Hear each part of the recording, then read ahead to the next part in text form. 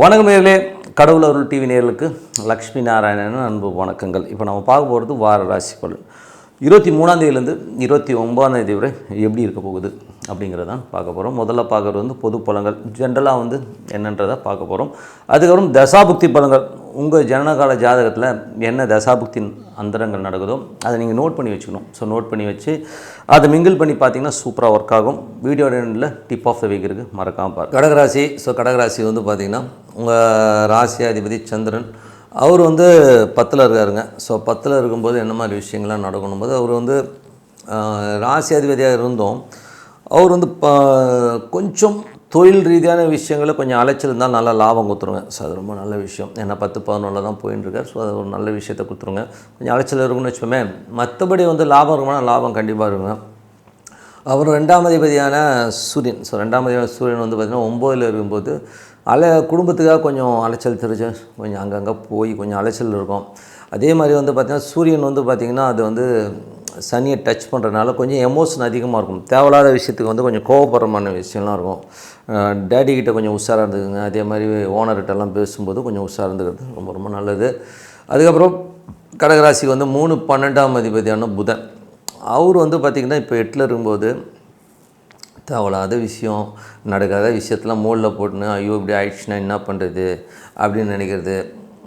So சில பேர் இருப்பான், அந்த மாதிரிலாம் நினச்சின்னு இருப்பான். நடக்காத விஷயத்த வந்து உட்காந்து எனக்கு கேன்சர் வந்துச்சுட்டா என்ன பண்ணுறது, நான் என்ன செத்து போயிட்டேன்னா என்ன பண்ணுறது, இந்த மாதிரி தேவையில்லாத விஷயத்த வந்து பண்ணாமல் என்ன நடக்குதோ அதை பார்த்துக்கணும். அதை விட்டு தேவையில்லாமல் அப்படி ஆயிடுச்சுன்னா என்ன பண்ணுறது, இப்படி ஆயிடுச்சுன்னா என்ன பண்ணணும், ஒன்றும் வேலைக்கு ஆகாது. அதே மாதிரி வந்து பார்த்திங்கன்னா சொத்து விற்பனை சம்மந்தமான விஷயங்களில் கொஞ்சம் அலைச்சல் ஜாஸ்தி இருக்கும். கொஞ்சம் தேவையில்லாத கற்பனையை மட்டும் விட்டுட்டு சைலண்ட்டாக வந்து ஆகட்டும் பார்த்துக்கலாம்னு சொல்லிட்டு தில்லாக போகிறது தான் ரொம்ப நல்லது. பயந்துன்னு உட்காந்து நைட்லாம் தூங்காமல் இருக்கிறதுலாம் வந்து வேஸ்ட்டு. ஸோ அந்த மாதிரி விஷயம்லாம் கண்டிப்பாக இருக்கும். அதுக்கப்புறம் பார்க்கும்போது உங்களுக்கு 4ஆம் அதிபதி மற்றும் 11ஆம் அதிபதியான சுக்கிரன் வந்து பார்த்திங்கன்னா இப்போது வந்து 9ல் இருக்காருங்க. ஸோ அது வந்து என்ன மாதிரி விஷயங்கள் கொடுக்கணும் போது 4க்கு 6ஆக இருக்கும்போது ஏதாவது சொத்து விஷயத்தில் வந்து கொஞ்சம் வந்து நமக்கு செலவு வரும். இல்லைன்னா கொஞ்சம் கடன் வாங்குற மாதிரி சூழ்நிலை இருக்கும். அம்மா உடம்பு சரியில்லாமல் போய் அதனால் கொஞ்சம் பிரச்சனை வர்றதுக்கான வாய்ப்புகளும் கொஞ்சம் பார்த்து இருந்துக்கணும். இல்லைன்னா லோன் போட்டு எதாவது வாங்கலாமா அப்படிங்கிற எண்ணங்களை கண்டிப்பாக கொடுங்க. 5 மற்றும் உங்களுக்கு வந்து 10ஆம் அதிபதியான செவ்வாய் வந்து பார்த்திங்கன்னா அவரும் வந்து 8ல் போயிட்டுருக்காருங்க. அப்போ என்ன ஆகுனா உங்களுக்கு வந்து குழந்தைங்க கொஞ்சம் டென்ஷன் பண்ணோம். குழந்தைங்க வந்து கொஞ்சம் சொல்கிறதுக்கு டேடி அப்படின்னும். ஸோ அப்போ நமக்கு என்னடாவேன் மீசை முழிச்சிச்சுன்னா என்ன பண்ணுவான்ற மாதிரி நமக்கு ஒரு டென்ஷன் ஆகும் இல்லையா. ஸோ அதனால் கொஞ்சம் பசங்கிட்ட பேசும்போது உஷாராக இருக்குது நல்லது. அதே மாதிரி தொழில் ரீதியான விஷயங்களையும் பார்த்திங்கன்னா ஏதாச்சும் பெருசாக பண்ணணுன்னு சொல்லிட்டு அதில் ஒரு டென்ஷன் வர்றதுக்கான கொஞ்சம் கவனமாக இப்போதைக்கு கொஞ்சம் நியூட்ரலாக போகிறது ரொம்ப ரொம்ப நல்லது. அதுக்கப்புறம் பார்க்கும்போது உங்களுடைய 6ஆம் அதிபதி, ஸோ 6 மற்றும் 9ஆம் அதிபதியான குரு 12ல் இருக்கும்போது என்ன மாதிரி விஷயங்கள் நடக்கும் அப்படின்னும்போது வேலையில் கொஞ்சம் அலைச்சலாக இருக்கும். அப்பா கொஞ்சம் உடம்பு முடியாமல் அதுக்காக கொஞ்சம் செலவு மரமான விஷயங்கள் எல்லாமே இருக்கும். ஸோ அதனால் கொஞ்சம் பார்த்து இருந்துக்கிறது ரொம்ப ரொம்ப நல்லது. வெளிநாட்டில் இருக்கவங்களாம் வந்து நல்ல காசு வருங்க. ஸோ காசுக்கு ஒன்றும் பிரச்சனை வராது. அதுக்கப்புறம் உங்களுக்கு வந்து 7-8ஆம் அதிபதியான சனி. ஸோ 7-8ஆம் அதிபதியான சனி வந்து பார்த்திங்கன்னா இப்போ உங்களுக்கு 9ல் இருக்கும்போது இந்த மாதிரி விஷயம் போது கொஞ்சம் அப்பா விஷயங்களில் கொஞ்சம் கவனமாக இருக்கணும். வெளிநாட்டில் வந்து தேவையில்லாத ஒரு டென்ஷன் இருக்கிற மாதிரி ஃபீலை கண்டிப்பாக கொடுக்குங்க. அதுக்கப்புறம் பார்க்கும்போது கணவன் மனைவியினரில் வந்து சும்மா அவங்க ஃபேமிலியை பற்றி இவங்க பேசுறது, இவன் அப்படி சொல்லிட்டான் அவன் அப்படி சொல்லிட்டான்னு சொல்லிட்டு 2 பேரும் மாறி மாறி நடக்காத விஷயத்துக்காக சண்டை போகிறதெல்லாம் இருக்கும். ஸோ எவனோ சொல்லிட்டான்னா நீங்கள் வந்து உட்காந்து பேசி அதை சால்வ் பண்ணிடணும் இல்லையா. அதை வச்சுன்னு உள்ளுக்குள்ளேயே வச்சுக்கிட்டு சண்டை போடாமல் இருக்கிறது ரொம்ப ரொம்ப நல்லது. அதுக்கப்புறம் பார்க்கும்போது உங்களுக்கு 10ஆம் அதிபதியான செவ்வாய் வந்து 8ல் இருக்கும்போது அகலகாலிகமாக இருக்கணும். நான் சொல்கிறான்னு சொல்லிட்டு கடன் வாங்குகிறேன், இந்த 1 லட்சம் கொடுத்தா 10 லட்சம் கொடுக்குறேன், 20 லட்சம் கொடுக்குறேன்னு சொல்லிட்டு ஆப்படிச்சுட்டு விடுவானு கொஞ்சம் ஜாகிரதையாக இருக்கிறது ரொம்ப ரொம்ப நல்லது. அதுக்கப்புறம் பார்க்கும்போது உங்களுடைய 11ஆம் அதிபதியான சுக்கிரன் வந்து பார்த்தோம்னா உங்களுக்கு வந்து 9ல் இருக்கும்போது நிறைய லாபம். ஸோ அப்பா சம்மந்தமான விஷயங்களில் வந்து ஏதாச்சும் காசு வரணும், ஸோ அப்பாவுடைய சொத்து வர்றதுக்கான வாய்ப்புலாம் கொஞ்சம் வந்து வெயிட் பண்ணிங்கன்னா கண்டிப்பாக வர்றதுக்கான வாய்ப்புலாமே நல்லா இருக்குதுங்க. ஸோ இதுவரை பார்த்து வந்து பொது பலன்கள். இப்போ பார்க்கும்போது தசாபக்தி பலன்கள். கடக லக்னமாக இருந்து சூரியன் தசாபக்தின்னு சூரியன் வந்து 9ல் இருக்குதுங்க. ஸோ 9ல் இருக்கும்போது கொஞ்சம் வந்து குடும்பத்து விஷயத்துக்காக கொஞ்சம் அலைச்சலுக்கு வருமானத்துக்காக கொஞ்சம் அங்கங்கே சுத்தமான விஷயங்களை கண்டிப்பாக கொடுத்துரும். அதுக்கப்புறம் பார்க்கும்போது கடக லக்னமாக வந்து சந்திரன் சந்திரன் நல்ல லாபம் கொடுத்துருங்க. நல்ல லாபம் நீங்கள் நினச்சது நடக்கும். நல்ல ஒரு சக்ஸஸான விஷயங்களுமே நல்லா நடக்குங்க. கடக லக்னமாக இருந்து செவ்வாய் தசாபக்தி வந்து செவ்வாய் வந்து பார்த்திங்கன்னா உங்களுக்கு 5ஆம் அதிபதி. ஸோ 5ஆம் அதிபதி 8ல் இருந்தாலே வந்து பிள்ளைங்க கொஞ்சம் ஏடாவிடமாக பேசுறது, கொஞ்சம் நம்மளை படுத்துறமான விஷயங்கள், அதுக்காக செலவு பண்ணுறமான விஷயங்களை கொடுத்துரும், கொஞ்சம் அலைச்சலை கொடுத்துரும். அதுக்கப்புறம் பார்க்கும்போது உங்களுக்கு வந்து அது மட்டும் தொழில் ரீதியான விஷயங்களும் கொஞ்சம் கவனமாக இருக்கணும். எவனா சொல்லிட்டான்றதுக்காக நம்ம எதாவது அகல கால் வைக்கிறது, அவன் சொல்லிட்டான் இவன் சொல்லிட்டான் லோன் போகாமல் இருக்கிறது, நான் பெரிய ஆள் ஆகிடணும், சீக்கிரமாக நானும் இன்றைக்கி சம்பாதிக்கிறது, நான் இப்படியே இருக்கிறேன் அப்படிங்கிற ஃபீலில் நம்ம வந்து வேகமாக போகிறேன்னு சொல்லிட்டு டப்புனி கிணத்துல பிடிச்சிரு, இந்த மாதிரி விஷயங்கள்லாம் இருக்கும். ஸோ அதனால் அதெல்லாம் கொஞ்சம் உஷாராக இருந்துக்குங்க. ஏன்னா அதெல்லாம் நடக்கும். ஓகே. அதுக்கப்புறம் பார்க்கும்போது உங்களுடைய கடக லக்னமாக இருந்து ராகு தசை, ராகு 8ல் இருக்காருங்க. கொஞ்சம் ஃப்ரெண்ட்ஷிப் லெவல்லையும் சரி, வெளியூர் இந்த பொண்டாட்டி குடும்பத்தார்ட்டெல்லாம் வந்து கொஞ்சம் உஷாராக இருந்துங்க. அவனுங்கெல்லாம் கூட்டமாக வந்து கும்மி வச்சுட்டு போகிறதுக்கான வாய்ப்பு இருக்கணும். கொஞ்சம் கவனமாக பொண்டாட்டியாக இருக்கட்டும், புருஷனாக இருக்கட்டும், அவங்கவுங்க குடும்பத்தில் இருக்கிறவங்ககிட்ட கொஞ்சம் உஷாராக இருக்குங்க. ஏன்னா இவங்ககிட்ட ஒரு பிரச்சனை இல்லைன்னா கூட அவனுங்களாம் வந்து கும்மி வச்சுட்டு போயிடுவானுங்க. ஸோ அது கொஞ்சம் கவனமாக பார்த்துக்க வேண்டிய விஷயம். அதே மாதிரி பேசுகிறதும் கொஞ்சம் உஷாராக பேசிக்கணும். ஓகே. ஸோ அதுக்கப்புறம் வந்து கடக லக்னமாக இருந்து குரு தசாபுத்தி வந்துடும். குரு வந்து பார்த்திங்கன்னா உங்களுக்கு வந்து என்ன மாதிரி விஷயங்களை பண்ணுவோம், 6 9ஆம் அதிபதி 12 வேலை விஷயமாக கொஞ்சம் சுற்றுற மாதிரி விஷயம் இருக்கும், நிறைய அலைச்சல் இருக்கிற மாதிரி விஷயங்களே கண்டிப்பாக கொடுத்துருங்க. ஸோ அதனால் கொஞ்சம் கவனமாக பார்த்துங்க. கடக லக்னமாக இருந்து சனி தசாபதிகள், சனி வந்து 7 8ஆம் அதிபதி 9ல் இருக்கும்போது அப்பா சம்மந்தமான விஷயங்களை கொஞ்சம் கவனமாக இருக்கணும். அப்பா கொஞ்சம் உடம்பு வரதுக்கான வாய்ப்புகள் இருக்குது. அதே மாதிரி வந்து கணவன் மனைவினோட கொஞ்சம் ஃபேமிலி ஓரியன்டாக வந்து எதாவது திட்டிப்பீங்க, கத்திப்பீங்க, கும்பலாக வந்து கும்மி அடிப்பாங்க. ஸோ கொஞ்சம் அதெல்லாம் வந்து கொஞ்சம் அவாய்ட் பண்ணிக்கிங்க. உங்கள் பிரச்சனையை வந்து நீங்களே உட்காந்து பேசி தீர்த்துக்குங்க. இன்னொருத்தன்ட்ட பஞ்சாயத்து போனீங்கன்னா அதை வச்சு அவன் வந்து ஒன்று அவனுக்கு என்டர்டெயின்மெண்ட் ஆகிடுவீங்க. ஓகேங்களா. அது என்ன பேசி தருமா அப்படின்னு சொல்லிட்டு அவன் கும்பலாக உட்காந்து சரக்கடிக்கும் போது ஏடாவிடமாக பேசுவான். இல்லை கும்பலாக ஏதாச்சும் கல்யாணத்தில் போய்ட்டு எல்லோரும் முன்னாடி வச்சு அவமானப்படுத்துவாங்க. ஸோ இன்றைக்கி நீங்கள் விதைக்கிறது அங்கே வந்து உங்களை அசிங்கப்படுத்துவோம். ஸோ அதனால் அதுதான் கொஞ்சம் உஷாராக இருந்துக்குங்க. அதுக்கப்புறம் பார்க்கும்போது கடக லக்னமாக இருந்து புதன் தசாபதிகள், புதன் வந்து 3 12ஆம் அதிபதி 8ல் இருக்கும்போது தேவையில்லாத விஷயத்தை போட்டு மண்டையில் போட்டுன்னு தூங்காமல் இருப்பீங்க. ஸோ அந்த மாதிரிலாம் இல்லாமல் எதுக்கு கவலைப்படுறோன்னு சொல்லிட்டு முதல்ல யோசிக்கணும். சில பேர் வந்து கவலைப்படுவான், எதுக்குடா கவலைப்படுறேன்னா எதுக்கு கவலைப்படுறதுன்னு தெரியாமல் நான் கவலைப்படுறேங்கன்னு சொல்கிற கேஸ்லாம் இருக்குது. ஸோ அதனால் டென்ஷன் இல்லைன்னா கூட டென்ஷன் இல்லைங்க, அதனால நான் டென்ஷனாக இருக்கேங்கன்னு சொல்கிற ஆள்லாம் இருக்கும். ஸோ அதனால் எதுக்கு டென்ஷன் பண்ணுறேன்னு கொஞ்சம் யோசிச்சுக்கோங்க.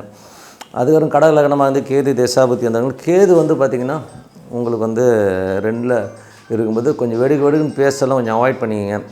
அது மட்டும் இல்லாமல் நல்லா காசு வரும். காசு வந்தாலும் வந்து சில பேர் வந்து என்ன காசு வந்தாலும் பிச்சைக்கார வேஷம் போட்டுன்னே இருப்பானுங்க. ஸோ அது ஒரு சாபக்கேடு சில பேருக்குலாம். அவனும் செலவு பண்ண மாட்டான், நான் எடுத்து வச்சுட்டு உட்காந்து பேங்க் பாஸ்புக்கை பார்த்து சிரிச்சுன்னே இருப்பானுங்க. சில பேர் வந்து எல்லாம் எடுத்து போய்ச்சி வச்சு செத்து போயிடுவானுங்க. ஸோ அதனால் அந்த மாதிரி இல்லாமல் வாழ்க்கை வாழ்கிறதுக்கு நான் முடிஞ்சால் 4 பேர் கொடுங்க, இல்லைன்னா நீயாச்சும் வாழ்ந்துட்டு போ. ஓகே. அதுக்கப்புறம் கடக லக்னமாக வந்து சுக்கிர தசாபுத்தி வந்தவங்க சுக்கிரன் வந்து பார்த்திங்கன்னா 4 11ஆம் அதிபதி உங்களுக்கு வந்து உச்சமாக 9ல் இருக்கும். நல்லாயிருக்கும், நல்ல விஷயங்கள் இருக்கும். ஏதாவது லேண்டு வாங்கலாம்னு தோணும். அதே மாதிரி வந்து அப்பாவோட உடம்பு சம்மந்தமான விஷயம் கொஞ்சம் கேர் எடுத்துக்கோங்க. டேடி கொஞ்சம் உடம்பு படுத்துறதுக்கான வாய்ப்பில் இருக்கணும். கொஞ்சம் கவனமாக பார்த்துக்கிறது ரொம்ப நல்லதுங்க. ஸோ மற்றபடி என்னங்க, என்னை பொறுத்த ஒரு சாமிங்க. ஸோ ஒரு சாமியை நம்பணும். சாமி இல்லாமல் நான் ஒன்றும் கிடையாது. ஏன்னா வந்து கருப்பு சட்டை போட்டுன்னு சில பேர்லாம் வந்து ஏடாவிடமாக பேசின்னு இருக்காங்க. அவன் முதல்ல வந்து ஒரு விஷயத்தில் வந்து தெரிஞ்சுக்கிட்டு பேசணும். அதனால் சாமிங்கிறதை உண்மையாக நம்பி உட்காந்து உங்களுக்கு என்ன சாமி பிடிக்குதோ அதை உங்களோட சாய்ஸு உட்காந்து வந்து டெய்லி அதை பழக்கப்படுத்தும் போது உங்களுக்கு என்ன டிஃப்ரென்ஸ்னு தெரியும். கண்டிப்பாக நம்ம அடுத்த லெவல் போகிறதுக்கான வாய்ப்பு ரொம்ப நல்லாயிருக்கு. Tip of the week. So tip of the வீக்கில் வந்து திதிகள். ஸோ திதிகள் வந்து என்ன மாதிரி விஷயங்களை பண்ணணும், அதுவும் அஷ்டமி திதியை பார்த்து நிறைய பேர் வந்து பயந்து ஓடுறாங்க.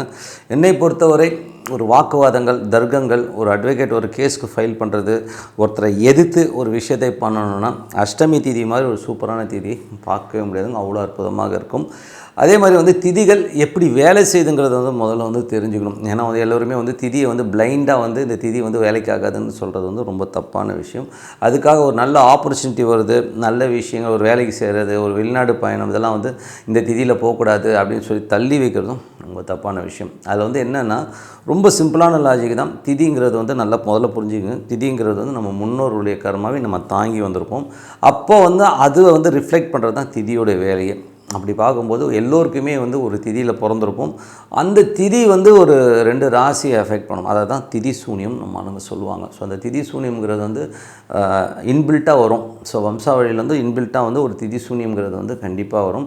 அதில் வந்து நமக்கு அது ஒரு மைனஸுங்கிறது வந்து ஒளிஞ்சிருக்கும். அது வந்து உங்களோட தாத்தா பாட்டி 2 வகை அப்பா அம்மா தாத்தா பாட்டிக்கு செஞ்சவருடைய கர்மாவுடைய ரிஃப்ளெக்ஷன் அந்த பாதிப்பு வந்து அந்த ஒரு திதி சூனியம்ங்கிறது வந்து கண்டிப்பாக காட்டும். அது எந்த மாதிரி விஷயத்தை பாதிக்கணும் போது ரொம்ப பெருசாலாம் பாதிக்காதுங்க.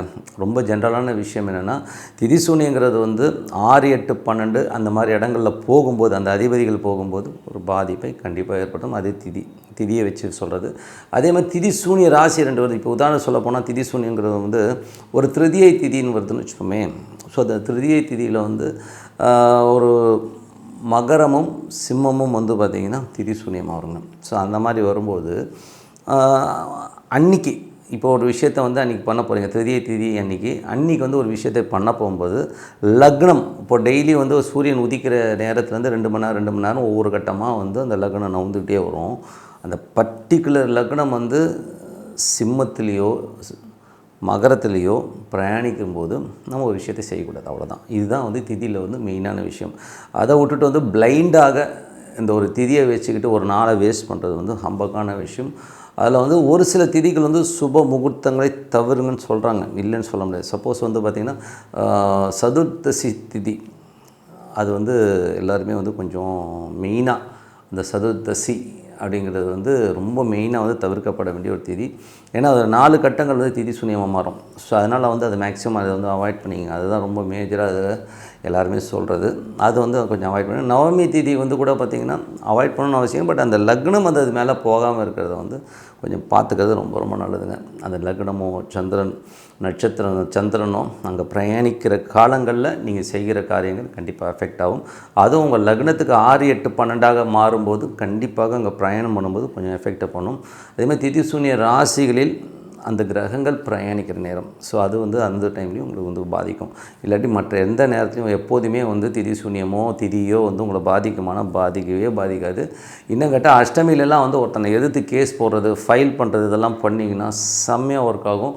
கிட்டத்தட்ட அட்டகாசமாக ஜெயிச்சுட்டு வரலாங்கிறது தான் உண்மையான விஷயம். எதிரிகளை வெல்ல அஷ்டமி திதியை விட்டால் வேறு நல்ல திதியே கிடையாது. அவ்வளோ சூப்பராக ஒர்க் ஆகும். பட் இருந்தாலும் அந்த திதிக்கான திதி சூனியங்களை தெரிஞ்சுக்கிட்டு அப்போது லக்னமோ சந்திரனோ அங்கே ட்ராவல் பண்ணும்போது அப்போ அவாய்ட் பண்ணிக்கிட்டு மற்ற டைமில் பண்ணுறது ரொம்ப நல்லது. இதுதான் இதில் உள்ள சூட்சமே. அதனால் ஒரு பிளைண்டாக போயிட்டு ஒரு திதி அப்படியே வந்து கெடுதல் பண்ணுங்கிறத நம்புறது ரொம்ப தப்புங்க. ஸோ மற்றபடி என்னங்க, என்னை பொறுத்தவரை நல்ல ஒரு பிரார்த்தனை தான் வந்து என்றைக்குமே அவசியம். டெய்லி பிரார்த்தனை பண்ணும்போதே நம்மளுக்கு வந்து அந்த கிளாரிட்டி கிடைக்கும். ஸோ நல்ல சிறப்பான விஷயங்கள் நடக்க வாழ்த்துக்கள். ஸோ மற்றபடி என்னங்க, உங்களிடம் விடைபெறுவது உங்கள் லக்ஷ்மி நாராயணன். நன்றி, வணக்கம். கடவுள் அருள் டிவியை பார்த்தமைக்கு நன்றிகள். மேலும் இது போன்ற தகவல்களை தெரிந்து கொள்ள கடவுள் அருள் டிவியை சப்ஸ்கிரைப் செய்யுங்கள். மறக்காமல் பெல் ஐக்கானை கிளிக் செய்யுங்கள்.